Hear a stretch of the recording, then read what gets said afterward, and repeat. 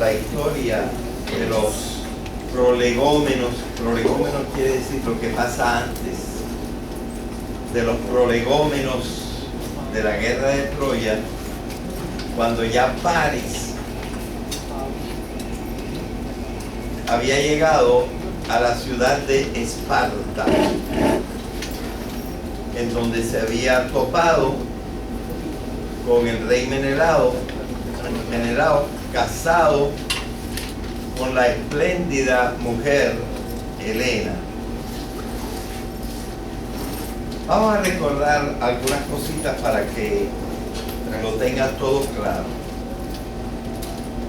Habíamos hablado especialmente de dos ciudades que hay en esta península que está al sur de Grecia. Esta península se llama el Peloponeso.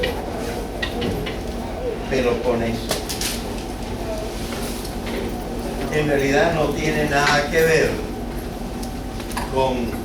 en el Peloponeso, pero es una manera de recordarse del nombre de la península.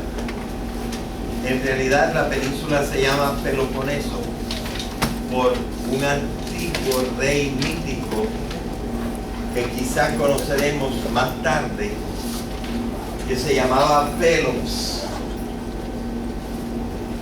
y el nombre de él, con el nombre Neso, que quiere decir isla, la isla de Pelos. Los griegos no distinguían mucho entre isla y península, porque no les importaba que hubiera allí un caminito.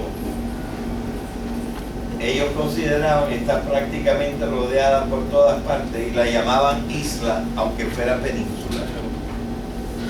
Pen, de penes, quiere decir casi. Así que península quiere decir casi isla. Peloponeso quiere decir la isla o península de Pelos. En el Peloponeso ya nosotros hemos nombrado dos ciudades regidas en el momento de la guerra de Troya por dos hermanos. Estos dos hermanos, que se llamaban Agamenón y Menelao, eran hijos del rey Atreo, que ya había muerto. Por lo tanto, como eran hijos del rey Atreo, se llamaban los Atridas, porque la terminación ida quiere decir hijos de. Así que eran los Atridas. Uno de ellos se había casado con la hija mayor del rey de Esparta. El rey de Esparta se llamaba Tindáreo. Su mujer, particularmente hermosa, se llamaba Leda. Tan hermosa era que había atraído la atención de Júpiter, de Zeus. Y aunque se decía que ellos tenían 4 hijos, 2 varones y 2 hembras, en realidad la mitología dice que la hija mayor era hija de Tindáreo, pero la segunda hija era hija de Zeus. El hijo mayor era hijo de Tindáreo, pero el segundo hijo era hijo de Zeus. Aunque Leda no dejaba que nadie se acercara a ella, ningún hombre, Zeus se transformó en cisne, y como cisne, Leda lo dejó que se acercara y que jugara con ella, y Zeus aprovechó para poseerla. Estas historias recuerdan ciertos mitos y también ciertas ideas de la filosofía, de la psicología del siglo XX, con Sigmund Freud, que utilizó parte de estas historias para explicar el sentido de la sexualidad. El animal cisne, que tiene un cuello muy largo y una cabeza un poquito más abultada que el cuello, tiene lo que pudiéramos llamar la figura de un pene, pero la palabra que se usa en filosofía y en literatura no es pene, se usa la palabra falo. Es decir, el cisne es una representación fálica, y eso es lo que hace que se haya pensado en decir que Zeus se había disfrazado o se había convertido en cisne para acercarse a Leda. Ya habíamos hablado cómo tardó un poco más en casarse Helena, porque era tan bella que tenía muchísimos pretendientes. Vimos cómo los pretendientes mismos hicieron un pacto para defender al que se casara con Helena, porque ciertamente iba a tener problemas siendo su mujer tan bella. Y ahora, muerto Tindario y muerta Leda, Menelao se había hecho el rey de Esparta, el que era de Micenas. Quizá incluso una de las razones por las cuales Helena escogió a Menelao en vez de cualquier otro de los pretendientes es porque, habiendo muerto sus dos hermanos, Cástor y Pólux, habiéndose casado su hermana con el rey Agamenón y habiéndose por lo tanto ido a la ciudad de Micenas, por una parte Menelao ya no podía ser rey de Micenas porque lo era su hermano, y en Esparta se necesitaba un rey varón, y el esposo de Helena podía muy bien ser ese rey. Así que a todos les convenía el matrimonio entre Helena y Menelao. Pero nosotros habíamos progresado hasta el momento en que ya París había llegado a la ciudad de Esparta y había sido espléndidamente recibido como embajador de Troya.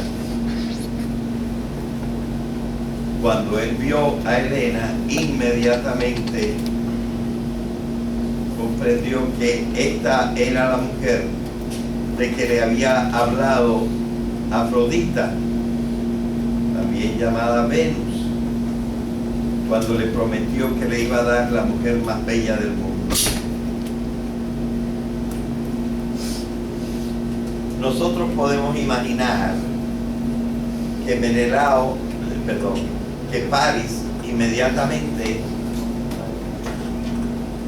le rezó, imploró a la diosa Afrodita y le dijo: cumple lo que me prometiste, esta es la mujer que yo quiero. Los griegos nunca han sido claros en decir cómo fue que Helena también consintió en casarse con Paris, a pesar de que Paris era para una mujer también un bello prospecto, porque era un muchacho fuerte y hermoso y de noble familia y rico, así que podía ser deseable. Pero Helena es una especie de figura ideal para los griegos. Incluso su nombre, Helena, quiere decir la griega. Y los griegos no hubieran consentido pensar que Helena estaba manchada por la infidelidad voluntaria, que ella simplemente traicionó a su marido.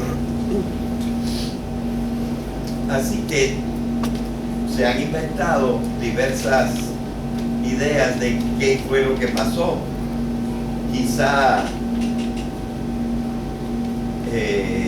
Afrodita le dio unos polvos encantadores para encantar a Helena y que cayera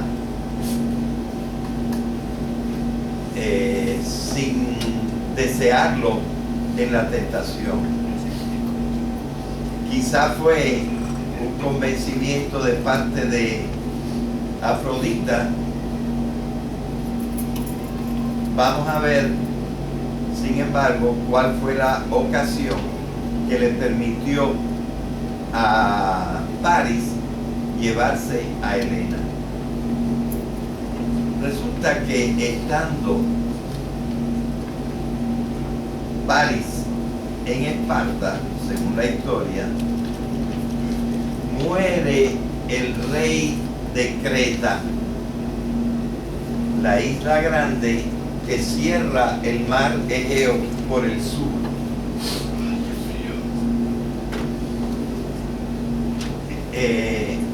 La mención de la isla de Creta me va a permitir referirme un poquito a la geografía de la zona para que ustedes se den cuenta del campo de las personas principales, los grupos principales que fueron a la guerra de Troya. Aquí he representado primero la parte de abajo de Grecia. La parte de abajo de Grecia termina en una península que tiene forma de mano derecha, pero con un dedo que está como recogido. Así que aquí tenemos la península que se llama el Peloponeso. Ya les dije que lo que quiere decir Peloponeso, ¿sí o no? Quiere decir la isla de Pelos, un antiguo rey. Bien, vamos a decir cuáles son los 5 dedos. Esta región de aquí se llama la Élide, donde está el dedo recogido, el dedo meñique recogido. Por cierto, en esa región es donde está la ciudad de Olimpia, donde se celebraban en la antigüedad, desde muy antiguo, las Olimpiadas que inventaron los griegos. El segundo dedo se llamaba Mesenia y la ciudad principal de Mesenia se llamaba Pilos.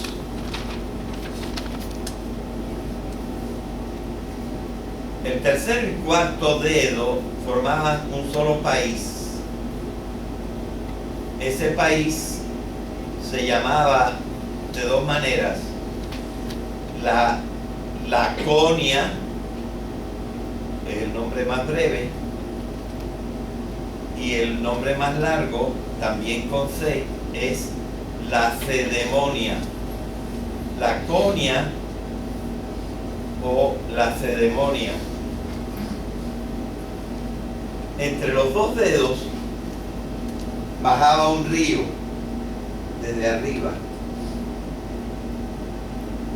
y en un lugar del río, del lado derecho del río, derecho bajando, ¿verdad?, estaba la ciudad de Esparta.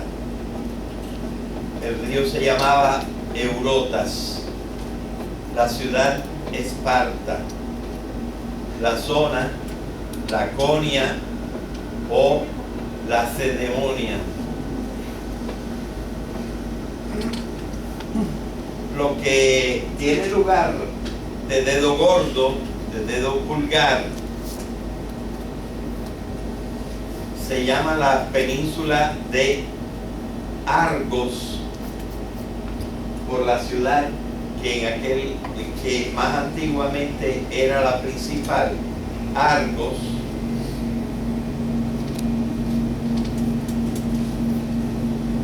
O la zona entera se llamaba, esta zona entera se llamaba la Argólide, que quiere decir la región de Argos. Pero en la región de Argos había otras dos ciudades principales, una de las cuales ya era la más poderosa, la ciudad de Micenas, de donde había sido rey Atreo, y ahora gobernaba el atrida Agamenón. Y la otra ciudad importante que me gustaría mencionar es Tirinto, porque Tirinto, igual que Micenas, han sido excavadas en el siglo XIX y se ha encontrado la ciudad típica de aquellos tiempos, que se llama la época micénica. Por eso, en el centro montañoso de la península, la región se llamaba Arcadia y se conocía como la Arcadia Feliz, porque los que vivían allá eran campesinos y pastores que no peleaban y que vivían en medio de la naturaleza y de las montañas y de los bosques, y que por lo tanto se suponía que tenían una vida pacífica y feliz. El norte de la península se conoce como Acaya.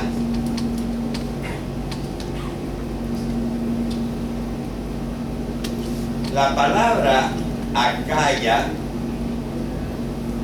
viene del nombre del primer grupo de griegos que bajó a Grecia.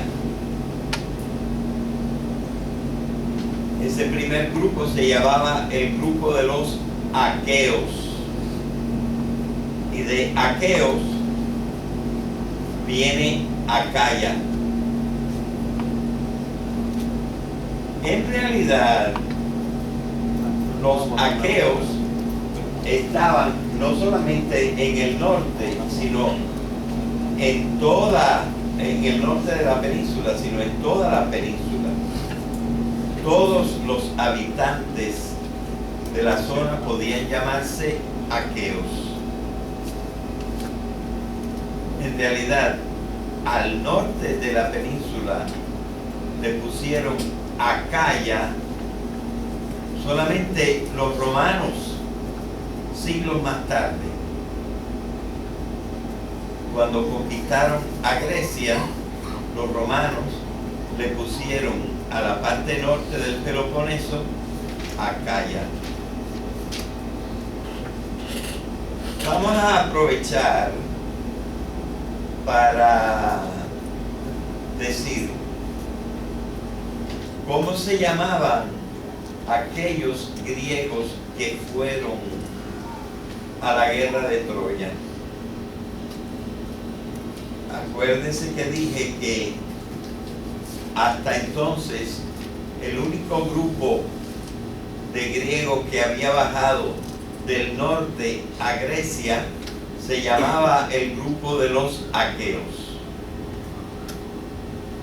Así que este es uno de los nombres preferidos por Homero para llamar a los griegos que fueron a la guerra de Troya. Los llama los aqueos. El nombre de griegos no aparece nunca en la Ilíada.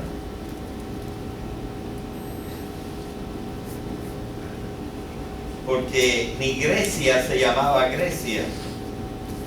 El nombre de Grecia en griego es Elas, como el nombre de Helena. Elas, con doble L.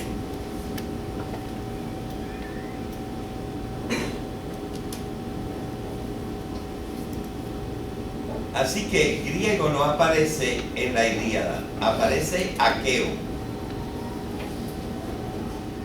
También para el mismo grupo, de vez en cuando, Homero, para variar, en vez de llamarlos los aqueos, lo llama los dánaos.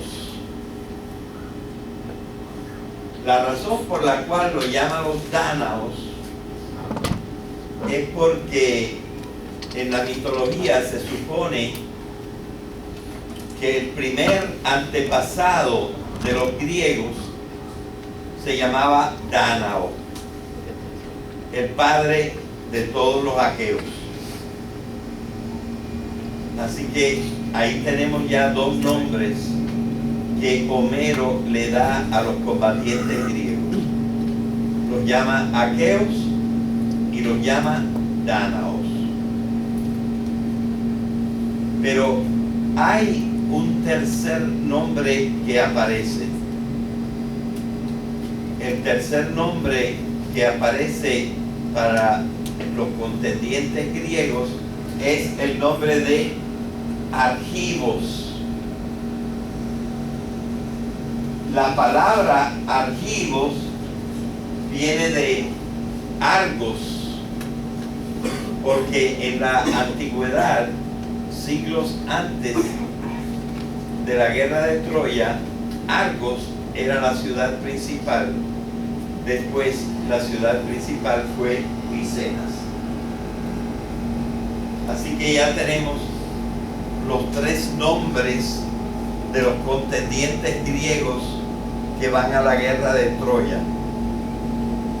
Los llamamos aqueos, dánaos o argivos. Y ya que menciono los combatientes griegos, vamos a decir los nombres de los que combatieron por Troya, de los habitantes de Troya. Homero llama a menudo a los habitantes de Troya, los llama troyanos.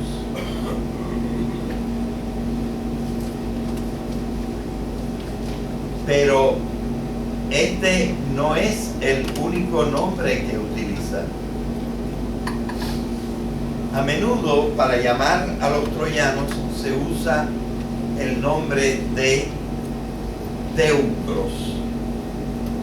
Teucros. Y ahora les voy a decir por qué. Se llamaban teucros porque uno de los antepasados de los troyanos, que fue y llegó a la zona de Troya que todavía no estaba fundada, según la leyenda, se llamaba Teucro y venía de Creta. por eso es que lo menciono ahora. Esta es la isla de Creta. Del Peloponeso para abajo vienen como dos collares de islas que siguen del otro lado de Creta y suben hasta lo que hoy es Turquía. Esta cadena de islas que tiene como gran pendant a Creta cierra el mar Egeo. Esto es el Egeo. Debajo de Creta prácticamente no hay islas hasta llegar a África. Hay una sola islita cerca de Creta. Creta es una isla que nos debería ser simpática porque además de por las cosas ilustres que ya veremos que tiene, Creta es muy parecida a Puerto Rico en superficie. Tiene kilómetros más, kilómetros menos que Puerto Rico. Es más larga que Puerto Rico, pero menos ancha. Y por lo tanto tiene más o menos la misma superficie que Puerto Rico. Es importante saber que uno de los dos antepasados